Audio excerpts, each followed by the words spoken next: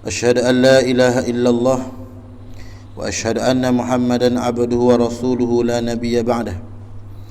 اللهم صل على النبي الأمي وعلى آله وصحبه وسلم. إلهي أنت مقصودي ورضاك مطلوبي، أعطني محبتك ومعرفتك. السلام عليكم ورحمة الله تعالى وبركاته.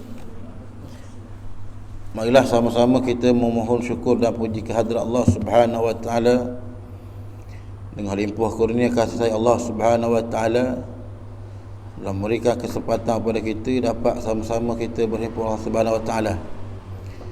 Dan mudah-mudahan mereka yang sedang ditimpa musibah, mudah-mudahan diberi jalan kemudahan oleh Allah Subhanahu wa taala, diangkat segala musibah malapetaka. Dan kita tengok pada sambungan pengajian kita, iaitulah muka surat 106.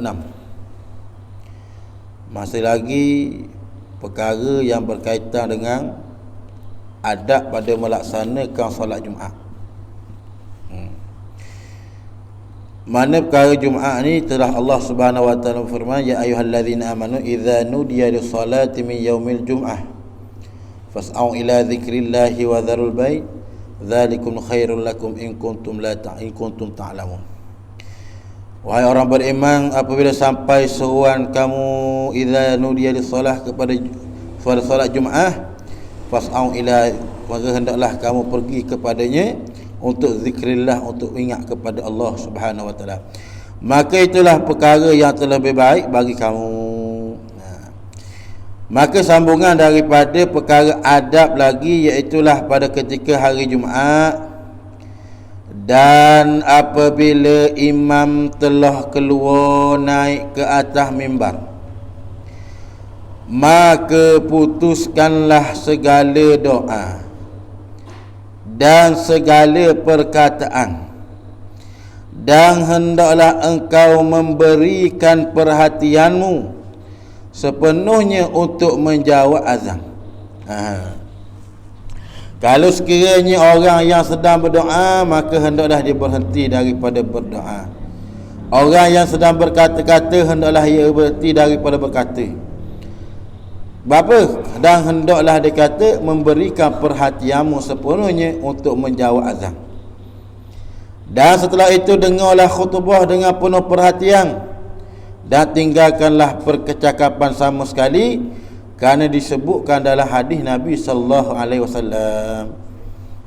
Sebab tu Nabi larang kita mana bercakap-cakap pada ketika khatib duk baca khutbah. Bukan kata bercakap, hatta Nabi kata dalam sebuah hadis, inna man qala li sahibihi wal imamu yakhtubu ansit. Ni kalau tok khatib abang mana tok bila sebelum tok khatib naik, dia baca hadis ni. Dia kata inna man qala li sahibi wal imamu yakhtubu wa ansit faqad lagha wa man lagha fala jum'ata lahu.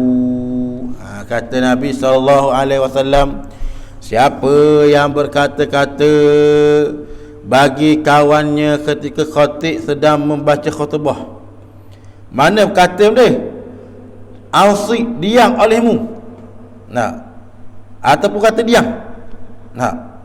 mana kata bukan kata dia, cuma dia kata kau sebelah ni buat sembang, cuma dia kata diam, ataupun buat ausik haji.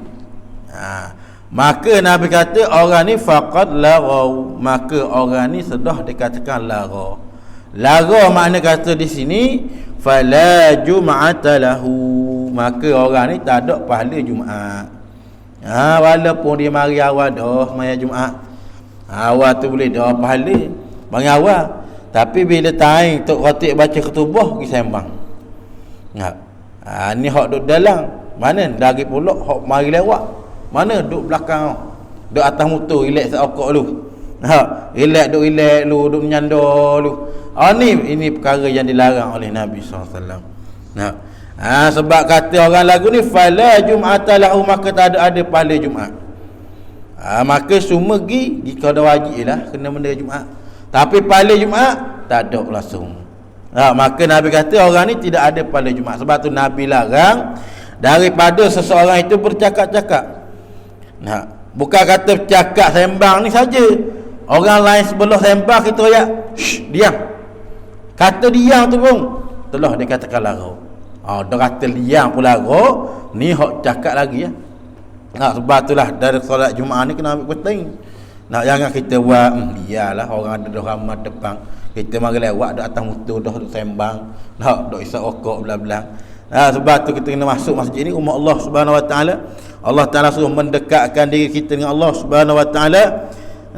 Kerana orang yang seperti tidak ada Jumaat, tidak ada pahala. Mana kata rugilah bila pahala Jumaat tak ada. Sedangkan hari Jumaat ni Allah Taala katakan hari raya bagi orang yang beriman. Dan apabila orang pergi Jumaat, banyaklah pahala ganjaran yang Allah Taala beri kepadanya.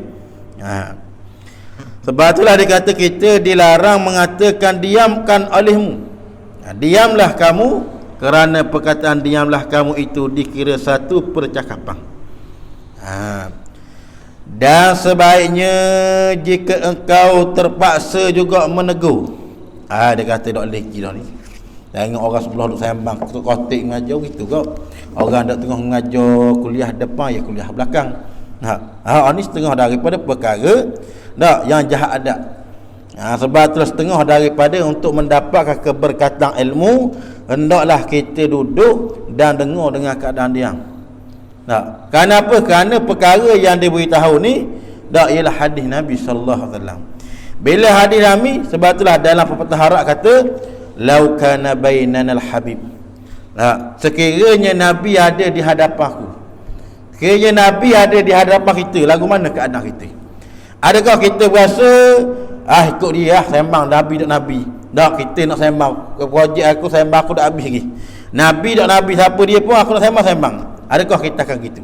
Maka telah tentulah kalau kita kasih kepada Nabi, kepada Rasulullah, kita tak akan sembang.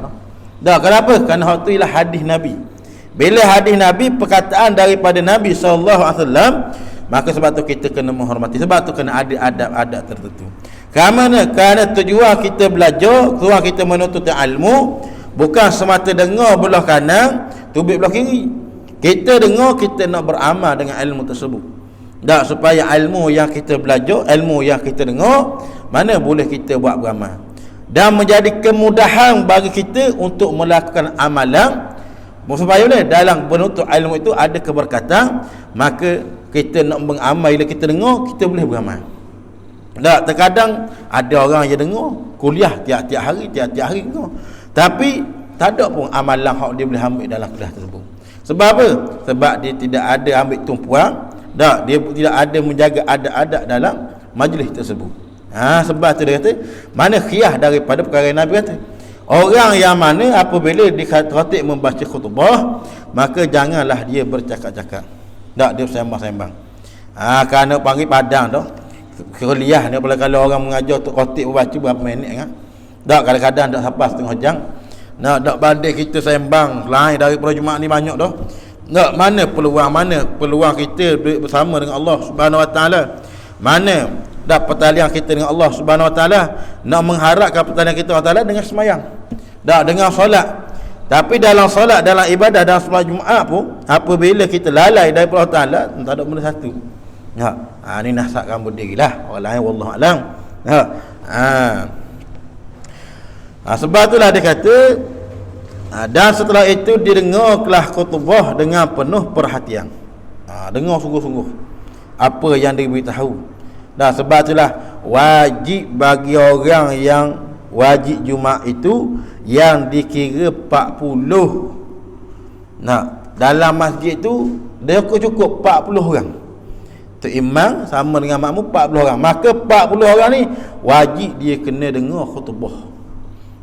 Siapa ada setengah kata kalau orang yang tidak dengar khutbah maka tak sah Jumaat, wajib kena zuhur balik.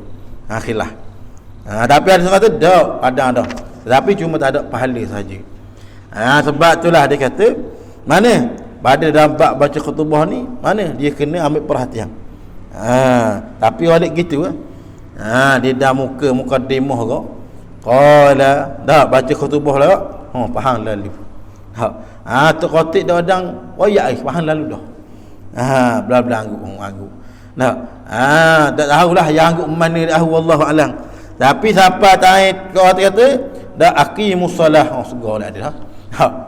Bangun dah. Mana kata nak setengah daripada batu syaitan iblis ni mana hidup gantung di mati. Sebab itulah Nabi kata sunat apabila orang yang nak buat ibadat pada Allah Ta'ala di tengah malam, dia kena tidur qailullah. Benda tidur qailullah ni, tidur sebentar sebelum masuk zuhur. Tu qailullah. Sebab apa? Dengan tidur qailullah ini, dia akan dapat membantu seseorang pada melakukan ibadat. Sungguh. Bila kita tidur tengah hari walaupun sekejap, walaupun 10 minit, dah hati sejam, sekejap je, maka situ dia akan beri kekuatan pada diri kita untuk melakukan ibadat pada Allah Ta'ala. Tapi kalau kita duduk tidur tengah hari ni, tengok ni lah orang paling faham sekali. Dalam ramai-ramai dia faham sekali. Orang lain duduk dah hanggut dia hanggut dah. Mana kata itulah. Mana sebab apa? Panggil mengatuk. Kalau sengaja orang panggil dia, kalau orang yang mana dikatakan dia ni soh Jumaat, orang panggil kira Jumaat 40 orang tu kira dengan dia, maka 40 orang ni wajib kena dengar belaka. Kalau tiba-tiba tertidur, maka kena baca khutbah mula. Sebab apa? Dia wajib kena dengar belaka. Dia boleh mengatur. Sebab itulah mana khutbah ni syarat dia 5 perkara. Mana memuji Allah, alhamdulillah, selawat atas Nabi, apa panggil wasiat, khutbah yang kedua dan doa. Itu je. Mereka kadang-kadang orang baca khutbah 5 minit sudah. Tu sampingan dia je lah. Nak khutbah sebut. Cuba tu rukun-rukun dalam khutbah. Walaupun kalau sekiranya orang tu mana kata tidur dalam, tak ada pahala jugalah khutbah ni. Tak ada. Tetapi kalau dalam menuntut ilmu, mana kalau sekiranya dia duduk dalam ilmu, kalau dia tidur tapi tidur ni tak boleh lah. Tapi dibanding dia tidur di rumah, dia tidur tempat ilmu, maka baik waktu lagi. Baik duduk pada medan ilmu. Ada orang mari dengar sungguh, ada orang bla-bla mengatuk. Tak apalah bla-bla mengatuk pun, nak dibanding tidur rumah, dia tidur tempat majlis ilmu, itu pun belakang. Sebab apa? Sebab ada kata dalam sebuah hadis Nabi sallallahu alaihi wasallam, Nabi menyebut bahawasanya barang siapa yang duduk pada majlis ilmu, maka Allah Ta'ala kapung. Maka kata para sahabat, ya Rasulullah, kalau sekiranya orang ni lalu lagu mana, tiba-tiba dia berhenti. Hatta kalau orang ni lalu, dia tengok ramai orang, dia mari situ, dia bukan pun niat nak duduk majlis ilmu pun, tapi tengok orang lalu ramai, dia pun berhenti. Dia berhenti pun, dia pun diampung oleh Allah Subhanahu Wa Ta'ala. Mana kelebihan orang yang duduk pada majlis ilmu. Kalau orang hak duduk lagi pula dan lagi pula dari segi penuntut ilmu ni, orang yang belajar ilmu ni, mana dia tengok atas pahala dia. Ada orang kalau tidur kurang sikit pahala. Kalau orang mendengar, tu pahala lain pula. Orang memperhati lain pula pahala. Tapi nak ayatnya, hatta orang lalu lalang, tapi orang ada majlis dia pun mari, dia lalu je, tak ada niat pun nak belajar. Itu pun diampung oleh Allah Ta'ala. Mana kelebihan Allah Ta'ala bagi kepada orang yang dalam majlis ilmu. Tak kelebihan dia. Apatah lagi orang memang niat nak belajar sungguh. Lagilah. Sebab itulah dia kata, Allah Ta'ala kata, man salaka tariqan yaltamisu, barang siapa yang berjalan pada satu tariqan ilma, barang siapa yang berjalan pada satu jalan untuk menempuh mencari ilmu, sahhalallahu fil jannah, Allah Ta'ala kata aku akan memperjalankan dia ni untuk masuk dalam syurga Allah Subhanahu Wa Ta'ala. Kerana ilmu ni lah yang akan beri petunjuk pada seseorang.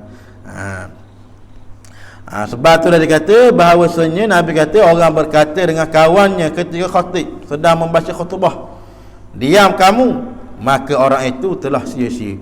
Sebab itulah kita kena ada rasa malu dengan Allah Subhanahu Wa Ta'ala. Jumaat ni tak perhimpunan daripada orang mukmin, tak adanya khutbah ni wasiat.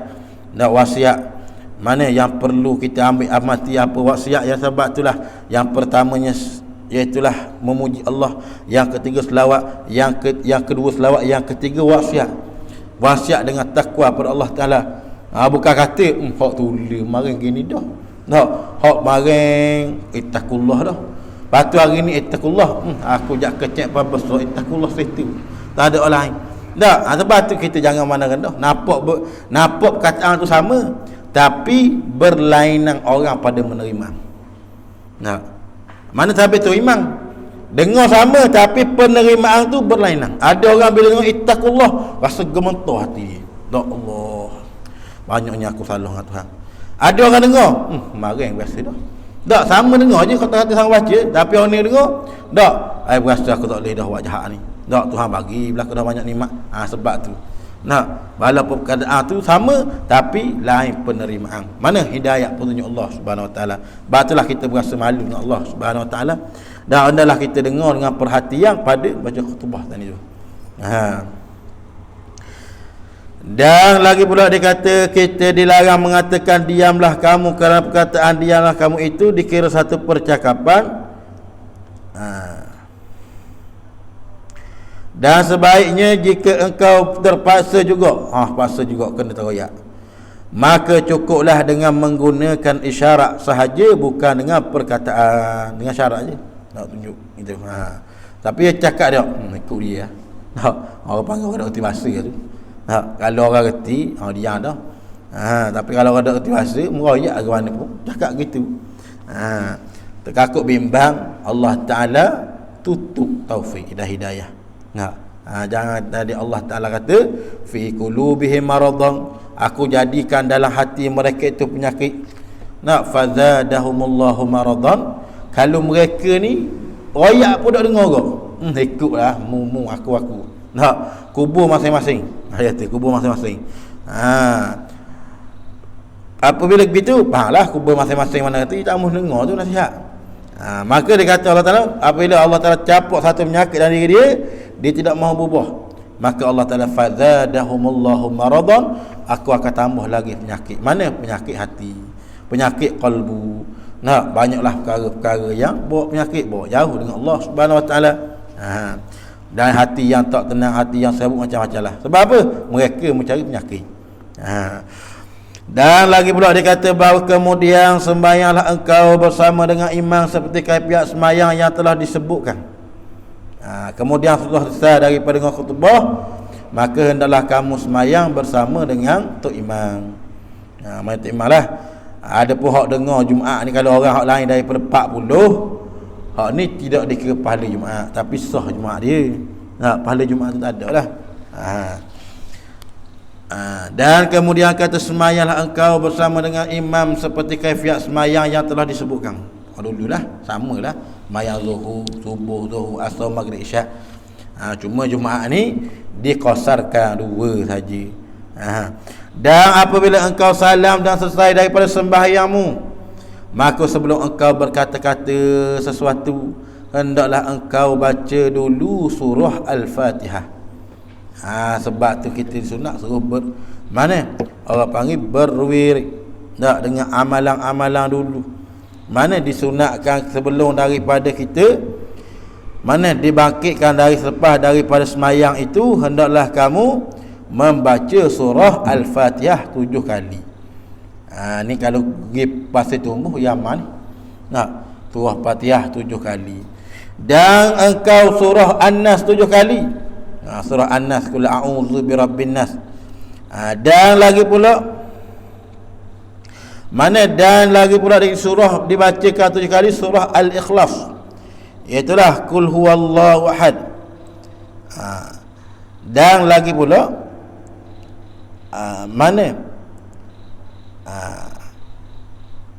dibaca surah Ikhlas 7 kali, dan surah Falaq 7 kali, dan surah An-Nas 7 kali.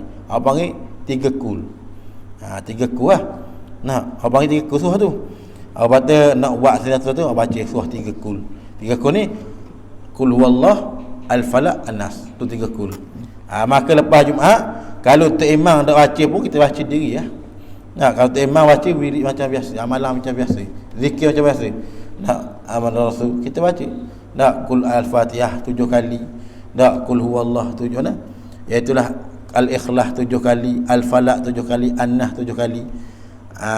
Maka kerana demikian itu akan memelihara engkau. Apa fadilat kelebihan ni orang baca ni?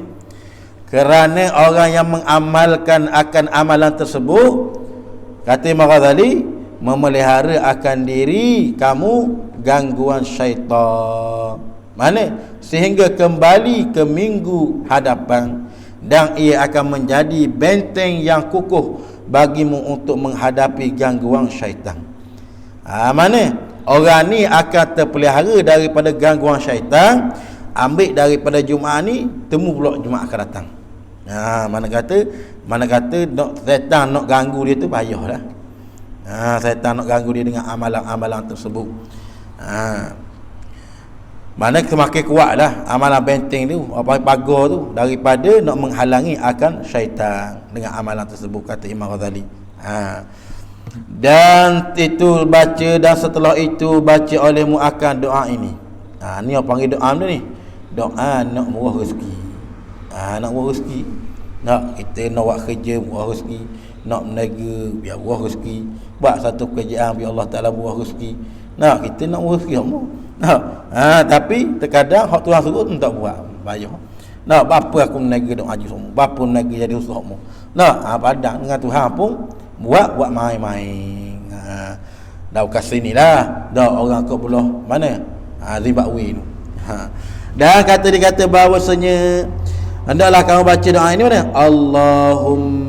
Allahumma ya Ghaniyyu ya Hamid, ya Mubdi'u ya Mu'id, ya Rahimu ya Wadud, aghnini bihalalika an haramika, wa bi ta'atika an ma'siyatika, wa bi fadlika amman siwak. Doa ni. Mana dia kata setelah daripadanya, dia kata bahawasanya doa ni doa untuk murah rezeki dan anugerah kepada aku tak maksiat. Dah lainlah. Setelah sembahyang Jumaat adalah engkau sembahyang sunat. Nak panggil doa ni doa untuk memurahkan rezeki lah. Orang baca doa ni, maka rezekinya akan melimpah ruah. Rezekinya akan melimpah. Allah Ta'ala bagilah kelebihan rezeki kepadanya. Dia doa ni lah. Sebab tu kita minta orang Tuhan. Minta Allah Ta'ala. Dan katanya lagi mana? Dan setelah semayang Jumaat, hendaklah engkau semayang sunat ba'diyah Jumaat. Sunat ba'diyah lah, iaitulah 2 rakaat atau 4 rakaat atau 6 rakaat. Mana kata lepas daripada kita semayang Jumaat, sudah pada bacaan wirid-wirid tersebut, maka hendaklah kita membaca dengan sembahyang sunat ba'diyatul Jumaat. Ba'diyah Jumaat lah. Usalli sunnata ba'da Jumaat raka'ataini lillahi ta'ala. 2 rakaat, 2 rakaat atau 4 rakaat atau 6 rakaat. Engkau perbuat yang demikian itu 2 rakaat, 2 rakaat. Mana nak buat dia tu 2 rakaat, 2 rakaat wisalang, 2 rakaat wisalang, 2 rakaat wisalang. Mana kata 6 rakaat 3 kali salam. Kenapa? Kerana maka telah diriwayatkan akan yang demikian itu dari Rasulullah. Perkara ni dibuat oleh Nabi sallallahu alaihi wasallam. Kalau kita berasa sayang dengan Rasulullah, kita buat. Kalau kita rasa kita kena sayang mana Rasulullah, contohnya dia ada yang buat. Kerana orang yang sayang pada Rasulullah, maka dia akan ikut segala apa yang dibuat contoh oleh Nabi sallallahu alaihi wasallam. Seperti sembahyang sunat ba'diyah tadi lah. Nabi sallallahu alaihi wasallam apabila sembahyang sunat rawatib, Nabi sallallahu alaihi wasallam tidak pernah meninggal. Nabi buatlah. Dan lagi pula dia kata, tapi sunat rawatib dia sunat ya afdal buat di rumah. Afdal lah. Yang ni sebelum daripada sunat qabliyah. Sebelum kita nak sembahyang maghrib, lepas orang azan maghrib, maka sunat afdal dia buat di rumah. Tapi tak bila tak boleh lah. Tak bila tak apa, nak orang memang kerja dia buat sembahyang rumah, tak orang bang tunggu. Kata mana tak bila lewat bang ini. Dak nanti lu sembahyang sunat di rumah. Tu kerja dia dah. Kerja lain. Ni lah lain daripada tak bila lah. Lama kan orang bang tunggu lah, warna buku lambat hari ni, warna dung lambat hari ni, buku kursi tak. Dan dia kata lagi pula, dia kata kemikian hendaklah Kerana waris dari Rasulullah sallallahu alaihi wasallam itu afdalah di rumah. Tapi kalau buat surau, buat masjid ada masalah. Dan dia kata kemudian hendaklah engkau duduk dalam masjid sehingga sampai waktu maghrib. Oh, kalau kena amalan ni kita jauhilah. Oh, dengan apa yang diberitahu oleh Rasulullah, apa diberitahu oleh mana, iaitulah Imam Ghazali rahmatullah. Oh, jauh jelak itu. Nah, mana lepas mayang assalamualaikum, tak ada nak baca sembuh lagi dah. Nah, mana lapor nasi. Akan nasi lagi. Batu sembahyang pula mari Jumaat, sembang boleh ada pula. Nah, oh jauhlah itu. Nah, adakah iman kita selamat ke tak? Nah, sebab itulah kita kena banyak melakukan amalan-amalan, mudah-mudahan iman kita nak selamat iman. Tak, dengan amalan kita buat tu bukan kata saja-saja. Nak selamat iman kita supaya imannya ditetapkan oleh Allah Subhanahu Wa Taala. Terkadang ada orang yang awalnya beriman kepada Allah Taala dan akhirnya digugur oleh Allah Taala ke iman dia. Nah, awal ni molek aja, mari sujud, mari surau, mari pamolek. Tapi saat-saat dia mati, mana? Tak ada iman, gugur. Ada pun orang ni molek pada awal dia mari sujud sebenarnya. Berkat nak tua dah nampak dah. Tak, pamane dah tahu dia pamane. Nah, siapa dia? Siapa aku mati rupa-rupanya? Tak ada dah, tak kenal dah, mai abang tahu pamane dah. Dan ada orang Allah Taala mari dengan keadaan dulu, dengan mana orang panggil biodata dia, dengan keadaan mana kehidupan dia dak dengan keadaan teruk, tapi kadang Allah Taala nak paling kepada dia, maka dia akan dapat hidayah dari Allah Taala. Sebablah kita, sebab itulah apabila Allah Taala bagi kepada kita kebaikan, beri kita boleh semayang, boleh puasa, boleh dengar ilmu, maka hendaklah kita kena mensyukuri dengan nikmat Allah Taala. Dengan anugerah yang Allah Taala bagi, kita kena syukur. Kita tak boleh bangga. Kalau kita bangga sudah, dia kata aku mari sini. Harap apa-apa ni nak pakai sakabu. Bangga diri. Maka kalau kita berasa bangga diri, takut bimbang Allah Taala mana? Tarik. Tak ada sudah. Dan kalau sekiranya Allah Taala meletakkan kita kepada perkara maksiat, maka hendaklah kita bersegera taubat pada Allah Subhanahu Wa Taala. Mana? Kerana kita ni hamba Allah, bukan kita Tuhan. Terkadang orang menganggapkan diri dia Tuhan. Mana diri Tuhan? Dia kata tak, Tuhan Allah Taala, tapi diri dia ni dia menganggap dia Tuhan. Apa? Dia buat perkara-perkara yang Tuhan larang, dia meninggal perkara yang Tuhan suruh. Tapi dia mengaku Tuhan. Tapi benda ni tak bawa jadi kafir. Semua panggil syirik khafi, syirik sembunyi. Tapi takut bimbang, takut kau lebih besar lagi. Besar ni tercabut iman. Tu paling berat kali. Sebab seseorang itu dinilai mana pada saat akhir dia. Saat akhir dia, kalau akhir dia beriman, maka sesat dia. Kalau kerja akhir dia tidak beriman, maka habis segala amalan hak 40 tahun, 30 tahun kosong-kosong, tak ada benda satu. Dan jangan sedap pula. Dia kata orang buat mari belajar pun kata kadang-kadang belum tentu lagi baik. Jangan sedap. Kadang ada orang Allah Taala letak dia kejahatan sampai mati. Ada ke? Tu ketentuan Allah Subhanahu Wa Taala. Sebab tu bila kita berasa jual jahat, hendaklah kembali pada Allah Subhanahu Wa Taala.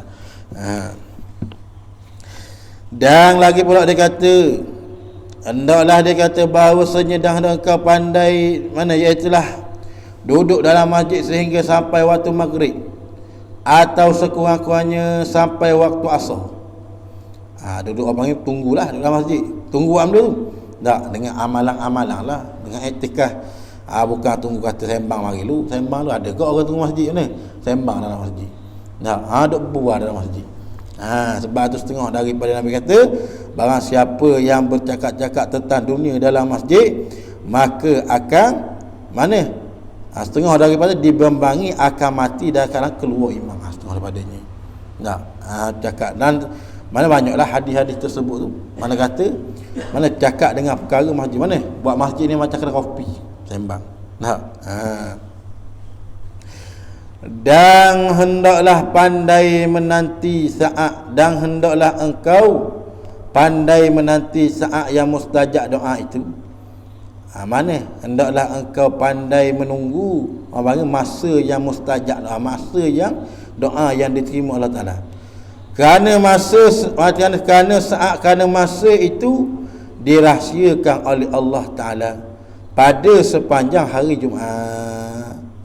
Mana Allah Ta'ala kata dalam hari Jumaat ni, Nabi kata bahawasanya ada tempat yang dimustajab oleh Allah Ta'ala. Dalam tempoh hari Jumaat tu ada tempat-tempat yang dimustajab Allah Ta'ala, cuma kita tak tahu. Rahsia Allah Ta'ala, rahsia. Betul dia kata, hendaklah engkau pandai menanti saat yang mustajab. Tengok daripada tempat yang mustajab doa, iaitu antara dua khutbah. Dan setengah daripada mustajab, kata setengah ulama, dia kata bahawasanya dah antara azan pertama dan azan yang kedua. Dah azan pertama antara kedua, tengah-tengah tu dah kita berdoa pada Allah Ta'ala. Dan banyak lagi lah masa-masa tertentu.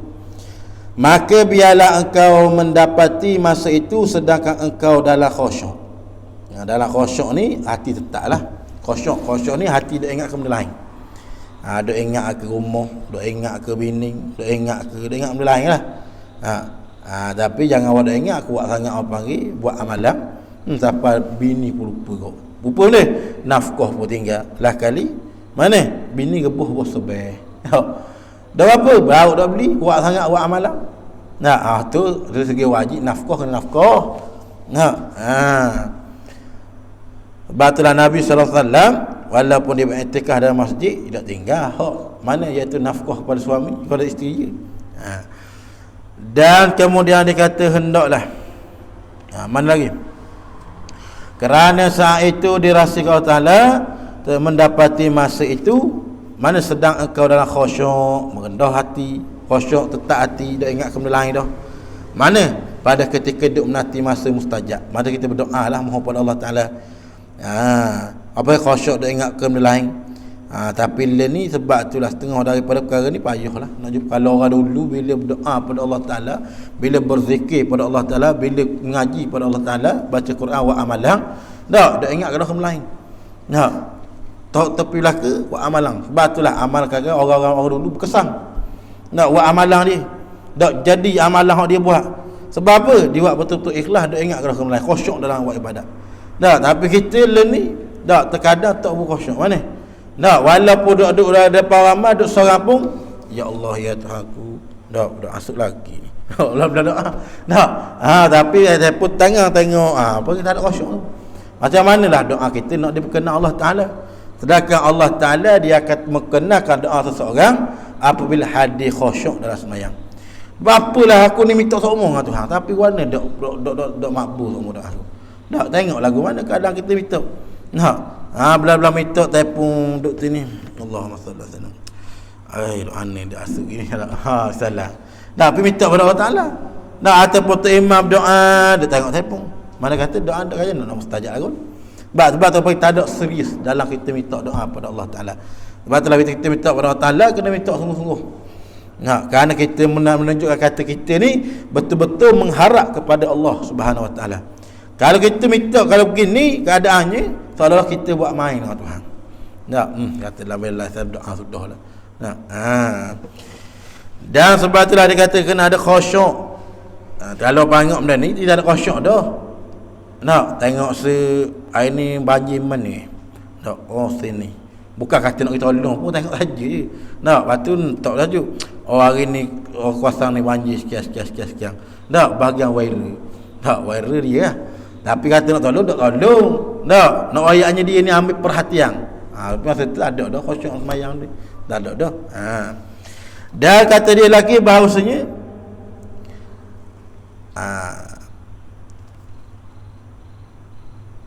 mana ni?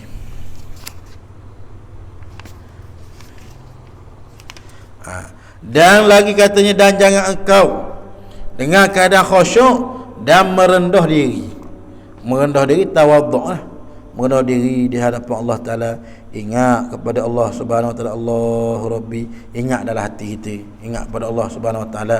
Dan hati kita sentiasa berzikir kepada Allah Subhanahu Wa Ta'ala. Hati kita sentiasa ingat kepada Allah Ta'ala. Tak mujahadah. Tak, sebab itulah satu-satu perkara yang hendak supaya Allah Ta'ala terima satu, kena ada mujahadatun nafs. Jihad diri. Mana jihad diri? Jihad nafsu. Nak membersihkan hati kita ni banyak salah dengan Tuhan. Walaupun pada zahir ni kita nampak baik dah, comel dah. Kadang hak dalam ni masih lagi ada perkara syawaril. Perkara yang masyhur daripada perkara ibadat. Mana perkara yang bercampur, yang syawaril perkara hak campur dalam hati. Mana bercampur dalam semayang, bercampur dalam semayang, dalam bab rokok bercampur kok, dalam bab dunia bercampur kok, campur belaka. Orang ni tak amun. Nak sebab itulah kena membersihkan antara zahir dan batin. Nak dah kena buat satu amalan itu kena syukur secara syarat dan rukun. Mana syarat rukun? Iaitulah syarat pada ketika yang zahir, dan syarat iaitu syarat yang batin. Yang batin ni mana?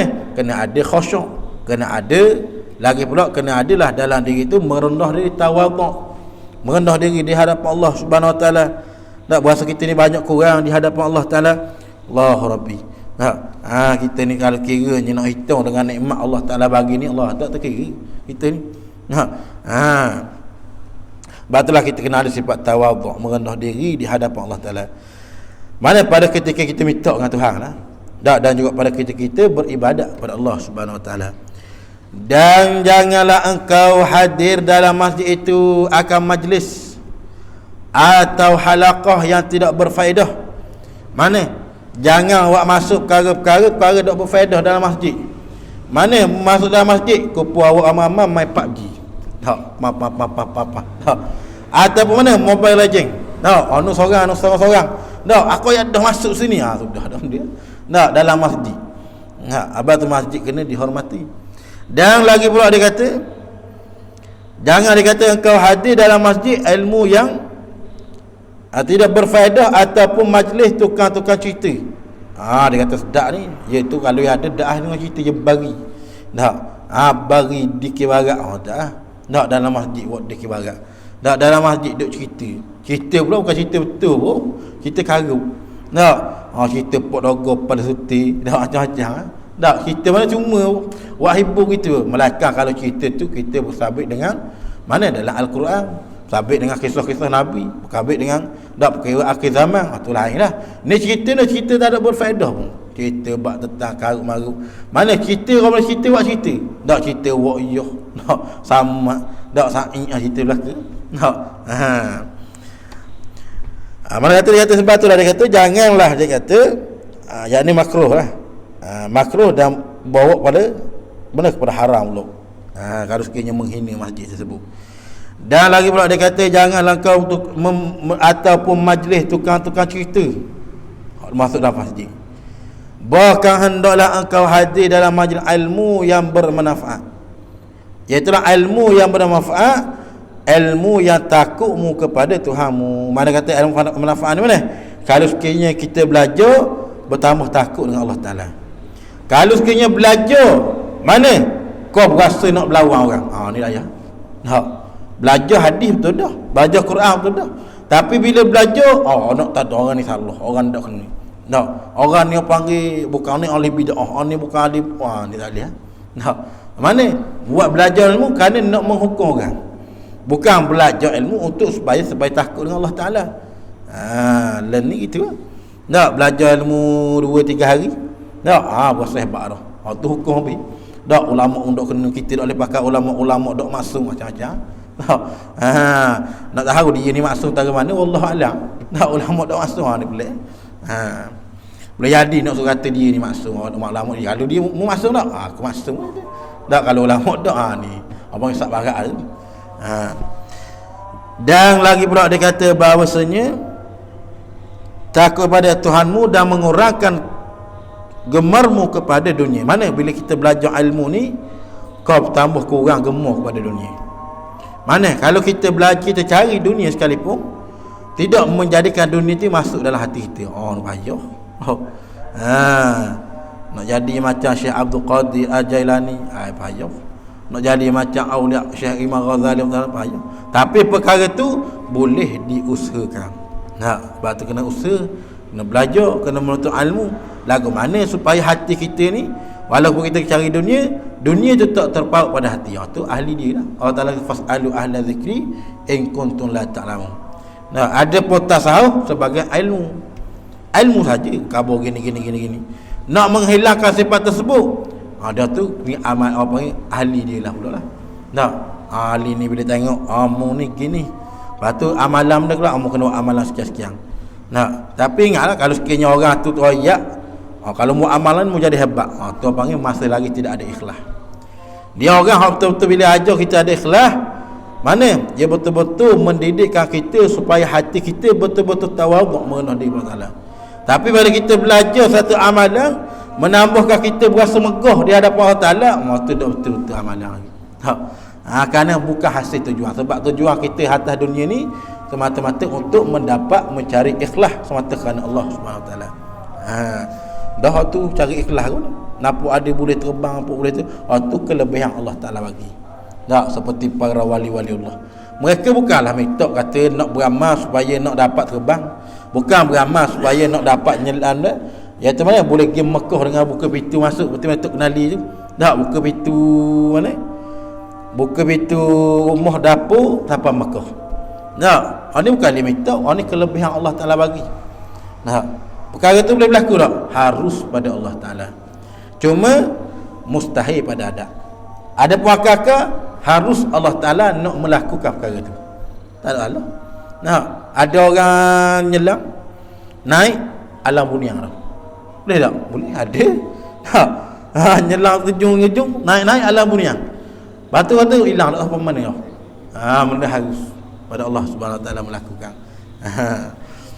Mana kata wali-waliullah, orang panggil kekasih Allah, dia buat melakukan satu amalan bukan kerana karamah, bukan kerana kelebihan. Buat semata ikhlas pada Allah Taala, kerana apabila betul-betul ikhlas pada Allah Taala, maka hak tu segala karamah yang dapat tu mana Allah Taala beri kelebihan kepada dia. Bukan dia minta. Sebab tu terkadang waliullah bila tahu dia ni wali, mana terkadang tak lama dah tak dunia. Banyak orang lah. Tu kena tanya ahli dia. Kalau kereta banyaklah pemain. Tak ada orang pemain belakang tayar pun dia, enjin pun dia, aircon pun dia, mana body pun dia, tak ada. Dia mesti orang lain. Bahagian body lain, satu kereta berapa putih pemain. Banyak pemain. Bahagian body lagi, bahagian enjin lain, bahagian tayar lain, mana lagi, mana bahagian aircon lain pula, lain-lain belakang. Ada mana kena tanya ahli dia. Jangan tanya nak pakai kereta, tanya pemain motor mampu hak kereta tu. Nak jadi ke mana. Dan kata dia, dan janganlah engkau hadir dalam majlis itu akan majlis. Dan hadir dalam majlis ilmu yang manfaat, iaitu ilmu yang takut padamu pada Allah Taala. Dan mengurangkan kegemaranmu kepada dunia, kerana segala ilmu yang tidak mendorong engkau meninggalkan dunia, tidak menggambarkan engkau untuk mencapai kebahagiaan yang abadi di akhirat. Mana kalau sekiranya kamu belajar satu ilmu itu, kau tambah kamu kepada Allah Subhanahu Wa Taala, kau semakin dekat kamu kepada dunia, dan semakin kamu jauh daripada Allah Taala. Dia kata, dan bila belajar kau gemar rasa nak dunia tersebut, maka dia kata jahil daripada ilmu itu adalah lebih baik bagimu. Mana ilmu kita belajar tu menambah kita berasa nak kepada dunia, maka kalau nak belajar ilmu tu, hak tu lebih baik. Apa? Kerana bila cinta dan kasih pada dunia, ni semakin jauh dengan Allah Taala. Sebab Nabi kata, mana iaitulah rasul khati'ah hubbud dunia, hubbul mal. Orang pada bagi segala kejahatan itu ialah cintakan dunia, cintakan harta. Bila orang terlampau kasih pada harta, lagu mana? Maka inilah akan timpul segala kejahatan. Mana? Hatta bukan harta dia pun, dia fitnah oleh ada. Dia fitnah orang ni ambil harta ni. Bapa dia cinta kena harta tu, dia cinta kepada dunia tu. Walaupun perkara tu jahat sekalipun, perkara tu haram, dia syarat sekalipun, dia sanggup buat juga. Sebab itulah Nabi kata, mana orang yang kasih kepada dunia, kepada kejahatan. Dan dia kata, hendaklah engkau perbanyak baca doa ketika matahari naik. Dan kata setengahnya, dan hendak engkau perbanyak baca doa ketika matahari naik. Wallahu subhanahu wa ta'ala alam.